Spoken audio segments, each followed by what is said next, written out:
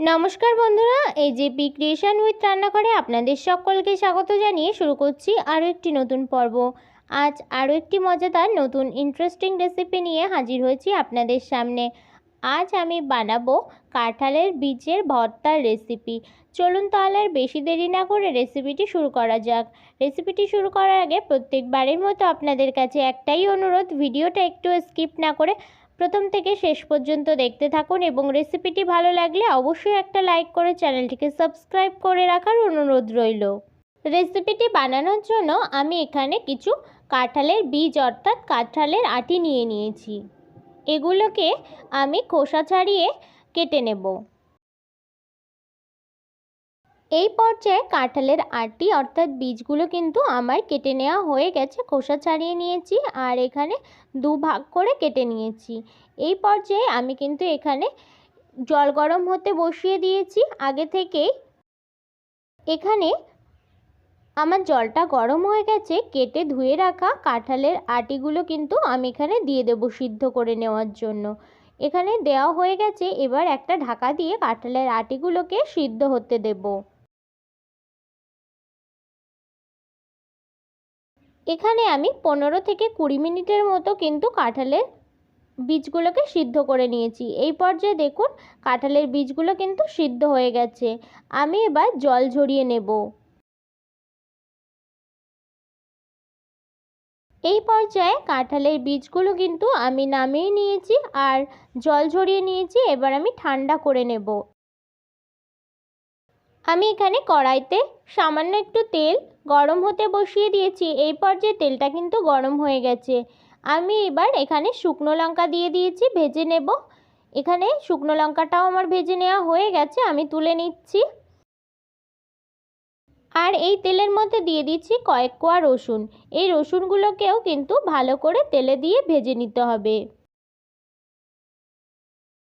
এই পর্যায়ে রসুনের কোয়াগুলো আমার কিছুটা ফ্রাই করে নেওয়া হয়ে গেছে। এই পর্যায়ে আমি দিয়ে দিচ্ছি পেঁয়াজ কুচি।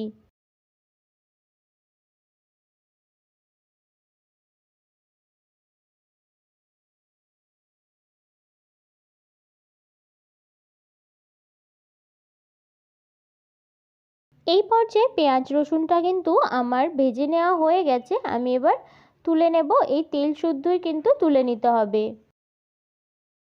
এখানে কাঁঠালের বীজগুলো হালকা গরম থাকা অবস্থায় কিন্তু এখানে এইভাবে হাতের সাহায্যে কিছুটা ম্যাশ করে নেব, তাহলে কিন্তু শিলনোড়ায় বাটতে বেশি সুবিধা হবে। আবার আপনারা চাইলে হাত দিয়ে ম্যাশ না করে সরাসরি কিন্তু এইভাবে শিলনোড়ায় বেটেও নিতে পারেন। শিলনোড়ায় বেটে নিলে ভর্তার স্বাদটা কিন্তু বেড়ে যায় অনেক গুণ। এই পর্যায়ে সমস্ত কাঁঠালের সিদ্ধ বীজগুলো কিন্তু আমার শিলনোড়ার সাহায্যে বেটে নেওয়া হয়ে গেছে। আর আমি এখানে নিয়ে নিয়েছি স্বাদ মতো নুন, আর যে লঙ্কা ভাজাগুলো রেডি করেছিলাম সেই লঙ্কা ভাজাগুলো এইভাবে করে নুনের মধ্যে দিয়ে ভালো করে কিন্তু মেখে নিতে হবে চটকে, তাহলেই কিন্তু ভর্তাটা ভালো লাগবে খেতে। এই পর্যায়ে শুকনো লঙ্কাগুলো কিন্তু আমার নুনের সাথে ভালোভাবে মিশিয়ে নেওয়া হয়ে গেছে। তারপর এখানে দিয়ে দিচ্ছি সেই ভাজা রসুন আর ভাজা পেঁয়াজ। ভাজা রসুন আর ভাজা পেঁয়াজগুলোকেও কিন্তু ভালো করে লঙ্কা আর নুনের সঙ্গে মিশিয়ে নিতে হবে চটকে। যত ভালোভাবে এগুলো মিশে যাবে একসাথে, ততই কিন্তু ভর্তাটা খেতে ভালো লাগবে।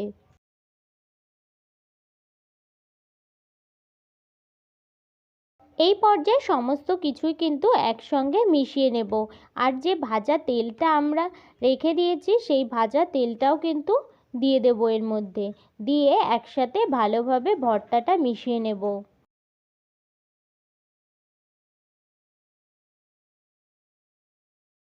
এই পর্যায়ে কাঁঠালের বীজের ভর্তা রেসিপিটা কিন্তু আমাদের রেডি হয়ে গেছে, পরিবেশনের জন্য একদম রেডি।